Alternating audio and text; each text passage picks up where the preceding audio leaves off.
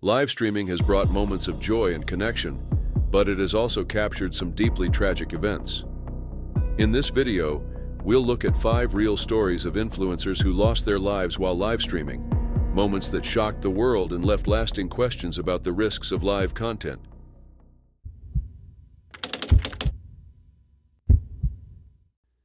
It was September 14, 2020, in Aba, a Tibetan autonomous region in Sichuan province, China. Lamu, a 30-year-old Tibetan blogger, had become a beloved online personality with over 780,000 followers on Douyin, China's version of TikTok. She shared glimpses of rural Tibetan life, often filming herself foraging in the mountains, cooking traditional meals, and lip-syncing to popular songs. Dressed in traditional Tibetan clothing and choosing not to wear makeup, Lamu's natural and genuine approach resonated deeply with her audience, earning her millions of likes. Despite her cheerful online presence, Lamu faced a troubling reality. She was a survivor of abuse in her marriage. In June 2020, she divorced her husband Tang Lu due to his history of mistreatment. Even after the separation, Tang continued to harass her, demanding reconciliation. Lamu refused his advances, unaware of the devastating events that would soon unfold. On the morning of September 14th, Lamu uploaded what would be her last video, singing a traditional Tibetan song. Later that day, she began a live stream, engaging with her audience as usual. Suddenly, the broadcast went dark. What followed was horrifying. Unbeknownst to her viewers, Tang entered Lamu's home carrying a bucket of flammable liquid. He confronted her and set her on fire while the live stream continued. Although the screen remained black, the sounds of chaos and Lamu's cries could be heard. Thousands of viewers listened helplessly, unable to intervene. Neighbors and family members rushed to Lamu's aid, extinguishing the flames and calling emergency services. She was taken to a hospital with severe burns covering 90% of her body. Despite the efforts of medical teams, Lamu endured immense pain for 2 weeks before passing away on September 30th, 2020. The news of Lamu's attack and death spread quickly, sparking outrage across China and beyond. Her followers raised funds for her medical expenses and flooded her Douyin page with messages of support and grief. Authorities arrested Tang shortly after the attack, labeling his actions as intentional homicide. Reports suggested his crime was an act of revenge over Lamu's decision to end their marriage. In October 2021, Tang was convicted and sentenced to death. The court described his actions as extremely cruel and emphasized the significant public impact of the crime. The severity of the sentence reflected widespread anger over Lamu's death and the broader issue of domestic abuse in China. Lamu's death ignited a wave of public grief and debate on social media platforms like Douyin and Weibo. Millions demanded justice and accountability, but many posts were censored by authorities. Activists used the attention to discuss the systemic problems that allow abuse to continue, especially in rural areas. Although China criminalized domestic violence in 2016, critics argue that the law has gaps, such as excluding same-sex couples and not addressing certain forms of abuse. Cultural attitudes often frame such violence as a private matter, discouraging victims from seeking help. Police are also hesitant to intervene, leaving survivors vulnerable. During her marriage, Lamu had reportedly sought help from authorities, but her complaints were dismissed as family disputes. This lack of support left her unprotected, ultimately leading to her tragic death. Her case showed the challenges women face when trying to leave abusive relationships. In 2020, China introduced a mandatory 30-day cooling-off period for couples filing for divorce. Critics argue this policy makes it harder for victims to escape dangerous situations, effectively trapping them in harmful marriages. Statistics reveal the extent of the problem. A 2013 survey by the All China Women's Federation found that 1 in 4 married women in China has experienced domestic violence. The issue is even more widespread in rural areas like Aba, where traditional values dominate. Following Lamu's death, her fans and activists honored her memory through online campaigns. Her Douyin account became a space for memorials, with followers sharing her videos and expressing their heartbreak. Some of her most popular clips, showcasing the beauty of Tibetan rural life, went viral posthumously. Despite heavy censorship, Lamu's story led to important conversations about abuse and the effectiveness of China's legal system. Many called for harsher penalties for perpetrators and better support for victims. In some areas, local governments have introduced measures to address the issue. For instance, the city of Yiwu created a database allowing individuals to check if their partner has a history of abuse. While these steps are promising, activists stress that more comprehensive changes are needed. Lamu's life celebrated resilience and authenticity, but her tragic death brought attention to the ongoing struggles faced by survivors of abuse. Her story has inspired efforts to push for greater safety and equality, ensuring her legacy continues to make an impact.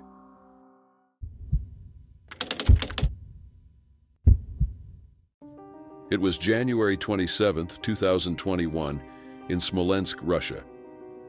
60-year-old Yuri Dushechkin, affectionately called Grandfather by online viewers, was a regular face on the controversial YouTube channel First Step on YouTube. That evening, Yuri participated in another live stream hosted on the channel, which was infamous for its risky and degrading stunts involving vulnerable individuals. Tragically, this stream would be his last. During the live stream, Yuri was urged by the host and an audience of about 150 viewers to consume a dangerous amount of vodka, approximately 1.5 liters. As the broadcast continued, Yuri collapsed, his motionless body remaining visible to viewers for some time. By the time emergency services arrived at his home on Udarnikov Street, he had passed away. The channel, run by a 39-year-old man known as Zheka, was notorious for hosting what are called trash streams. These streams involved individuals, often struggling with addiction or homelessness, being encouraged to perform degrading or hazardous tasks in exchange for money from viewers. These tasks ranged from drinking large amounts of alcohol to enduring physical discomfort. The more extreme the act, the larger the audience donations. Yuri was a regular participant in these streams, earning a central role on the channel and affection from viewers who called him Grandpa. Over time, the pressure to perform more dangerous stunts increased, as the desire to entertain and earn donations grew. On that night, Yuri was challenged to drink an excessive amount of vodka live on camera. As he drank, viewers cheered him on and sent donations to push him further. The live stream began in the usual chaotic setting, with Yuri in a cluttered apartment filled with loud music and chatter. As he consumed more vodka, his condition visibly worsened. His speech became slurred, his movements unsteady, and he seemed increasingly disoriented. Suddenly, he collapsed. The broadcast continued, showing Yuri lying motionless on the floor. While some viewers expressed concern in the livestream chat, others appeared indifferent, treating the situation as part of the show. Paramedics were eventually called, but they found Yuri unresponsive and pronounced him dead at the scene. Preliminary reports suggested alcohol poisoning as the cause of death, though an investigation was launched to determine the exact circumstances. The incident shocked the online community. Many viewers expressed regret and guilt, acknowledging their role in encouraging Yuri's excessive drinking. Others criticized the channel and its host for exploiting individuals like Yuri for entertainment and profit. Russian authorities acted swiftly. The Regional Investigative Committee opened a criminal case, charging the organizers with causing death by negligence. Investigators focused on holding those responsible for the live stream accountable. Neighbors of the apartment used as the channel's filming location spoke out, describing years of disturbances caused by the live streams. Complaints of constant noise, late-night disruptions, and intoxicated visitors had been made to the police, but the activities continued. The tragedy caught the attention of Russian Senator Alexei Pushkov, who condemned trash streams as a harmful trend. He advocated for banning such broadcasts to protect vulnerable individuals from being exploited for profit. Pushkov emphasized the need for laws to prevent similar incidents in the future. This incident underscored the darker side of internet culture and the growing popularity of trash streaming. While some streams may seem harmless, others push participants into situations that endanger their health, dignity, and lives. Yuri's death was not an isolated case. Similar incidents had occurred in the past, sparking calls for stricter regulations on live streaming platforms. Critics argue that platforms like YouTube must take more responsibility in monitoring and removing harmful content to prevent further tragedies. Yuri Dushechkin's passing exposed the dangers of exploiting vulnerable individuals for entertainment.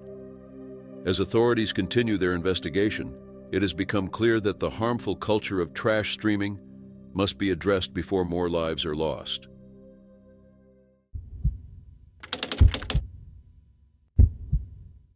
It was a summer day in Quzhou, China, on July 20th, 2021. Qiumei, a 23-year-old crane operator, had just wrapped up her shift at a construction site in Zhejiang province.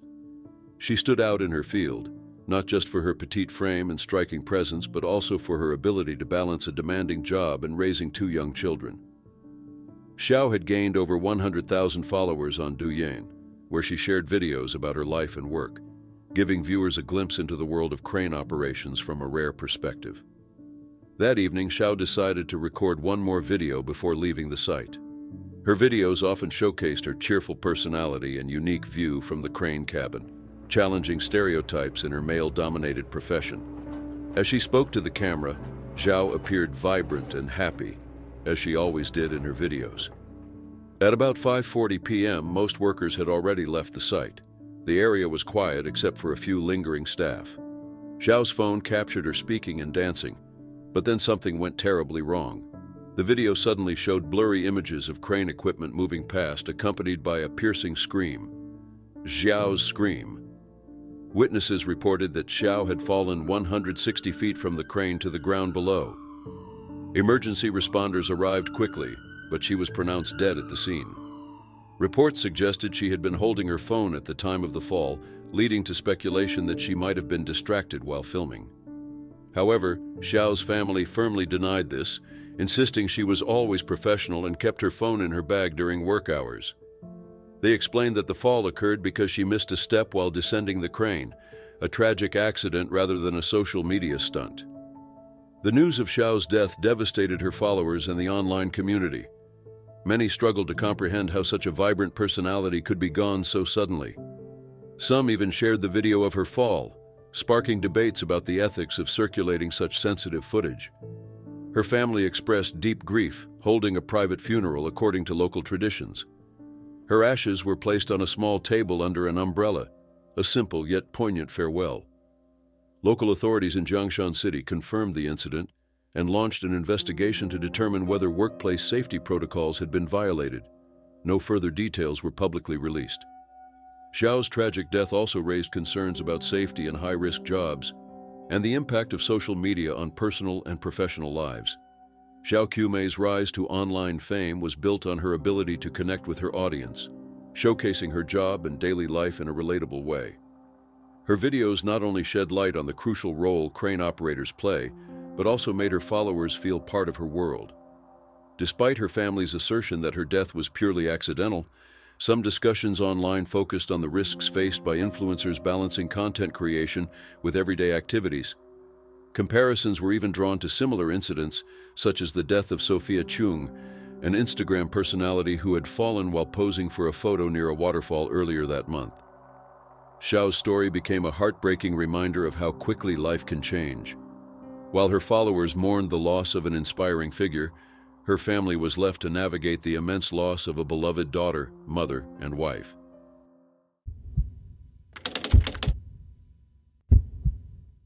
It was May 16, 2024, in Suffolk, Virginia. Raleigh Freeman III, better known as rapper Rylo Huncho, was a talented 17-year-old with big dreams of making it in the music industry. Known for his lively performances and growing fan base, 28,700 followers on Instagram, and nearly 700 Spotify listeners, Rylo was on the path to success. That night, Rylo was at home live streaming a casual video for his fans. What started as a routine session turned into a heartbreaking accident that ended his life. During the live stream, Rylo handled a handgun, a prop he often used in his posts. This particular firearm had a green laser sight and flashlight. Rylo casually waved it around and even appeared to disengage the safety mechanism. Then, in a moment of overconfidence, he pointed the weapon at his head, made a bold statement, and pulled the trigger. A loud gunshot followed, and the live stream abruptly ended as the phone fell to the ground. Many viewers initially thought it was a prank or part of a performance. However, the grim reality soon became evident. Rylo had accidentally harmed himself. Emergency responders arrived quickly and rushed him to a local hospital, but despite their efforts, he passed away. Authorities confirmed the cause as an accidental self-inflicted gunshot. The incident shocked his community and beyond.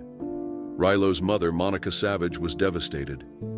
A single mother who had dedicated her life to raising her only child, she expressed her heartbreak in an interview. Tearfully, she described the moment she found her son, expressing her deep longing for him and her wish to have him back. Rylo's cousin started a GoFundMe campaign to cover funeral expenses, highlighting the family's struggles and Monica's deep dedication to her son. The campaign received widespread support, with donations pouring in to help the grieving family. At his high school, the loss deeply affected students and staff. Teacher Cara Dorsey shared her feelings online, encouraging students to honor Rylo's memory by striving to achieve their goals. She also urged support for the family during this difficult time. To remember Rylo, family and friends organized a balloon release. Photos from the gathering showed loved ones releasing colorful balloons into the sky, a bittersweet tribute to a life full of potential. The tragedy raised important questions about gun safety. Authorities are investigating how Rylo obtained the gun and why it was loaded and accessible to him. His live stream became a topic of controversy, as some viewers initially doubted its authenticity. It was later confirmed that the footage was live, making the incident even more tragic. Rylo's music career had been gaining momentum before his untimely death. Songs like Money Getta, Bag Talk, and DOA showcased his talent. While his lyrics often reflected harsh realities, fans recognized his ability to connect with listeners. His Spotify profile, featuring a nod to pop culture with a photo of actress Mia Goth, hinted at his creative personality. His death also brought attention to the dangers of firearm mishandling, especially among young people. Statistics show that accidental gun incidents claim many teenage lives each year, with a significant number being self-inflicted. Experts emphasize the importance of proper gun storage and awareness to prevent such tragedies. Kelly Drain, a research director, stated how simple safety measures can save lives, urging communities to adopt better practices. Rylo's passing left a deep void in his family, school, and community. His mother, fans, and friends continue to grieve, holding on to the memories he left behind. His music remains a testament to his dreams and the impact he had on those around him. Though his life was cut short, Rylo's legacy is a reminder of the need for caution.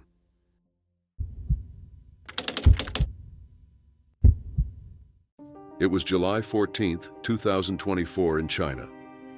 Pan Xiaoting, a 24-year-old social media influencer, was preparing for what would tragically be her final mukbang live stream. Known for her extreme binge-eating challenges, Pan had gathered a loyal following who eagerly tuned in to watch her consume enormous amounts of food. On this particular day, her table was loaded with 10 kilograms, or 22 pounds of food, including chocolate cake, seafood, and fried chicken fingers. Thousands of viewers were watching when the live stream took a devastating turn. Pan's journey to fame started modestly. She had been working as a waitress before discovering mukbang, a trend that began in South Korea and quickly spread across the globe. Mukbang involves live streaming large-scale eating sessions while engaging with viewers. Initially a side hobby, Pan's engaging personality and willingness to tackle extreme food challenges quickly propelled her into the spotlight.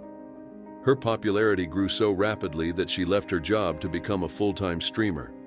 To stand out in the competitive mukbang scene, Pan rented a professional studio and invested heavily in her broadcasts. Her efforts paid off, with fans flooding her streams with donations and gifts, making her one of China's most prominent mukbang influencers by 2024. However, her success came at a steep cost. Pan's eating challenges became increasingly extreme, often stretching up to 10 hours and involving enormous portions of food. Her parents grew deeply concerned about her health, frequently urging her to reconsider. They questioned the value of her earnings compared to the toll on her body. Despite their concerns, Pan insisted she could manage the risks. Behind the scenes, her health was deteriorating. She had been hospitalized multiple times due to complications, including internal bleeding in her digestive system. Still, Pan continued to push her limits, driven by the expectations of her fans and the lucrative nature of her content. On July 14th, Pan began what would be her final 10-hour live stream.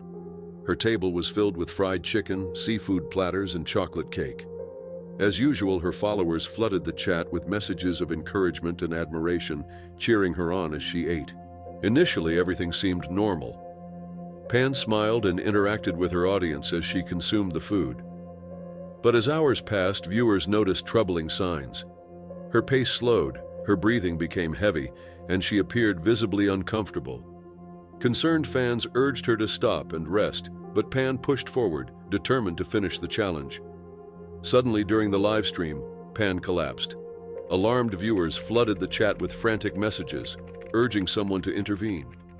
By the time emergency responders arrived, it was too late. Pan was pronounced dead at the scene. An autopsy revealed the extent of the damage caused by her extreme eating habits. Her stomach had stretched to dangerous levels and suffered a rupture, leading to severe internal complications.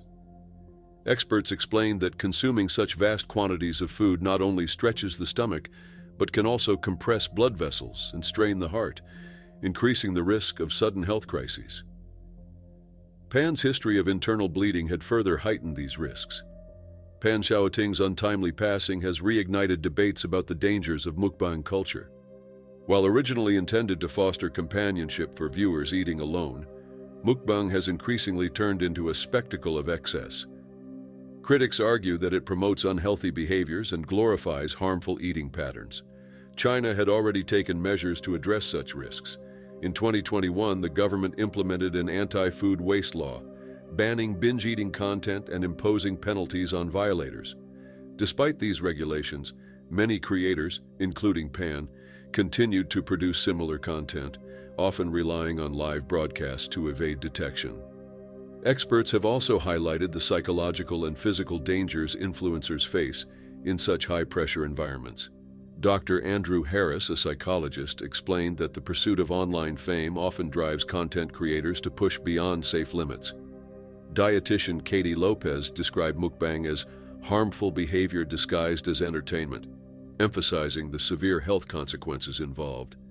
The news of Pan Xiaoting's passing deeply affected her fans and the online community. Many expressed their grief and shared condolences, while others criticized the mukbang trend and questioned its impact. Comments ranged from heartfelt reflections to calls for change, with some condemning the glorification of excessive eating. Others pointed out the irony of celebrating such wastefulness in a world where many struggle with hunger. One commenter described the situation as tragic, attributing it to the pressure to entertain, while another questioned the support for such dangerous trends and called for them to end. Pan Xiaoting's story has sparked wider discussions about the ethical responsibilities of platforms hosting such content. While some advocate for stricter regulations, others believe educating both creators and viewers about the risks is equally important.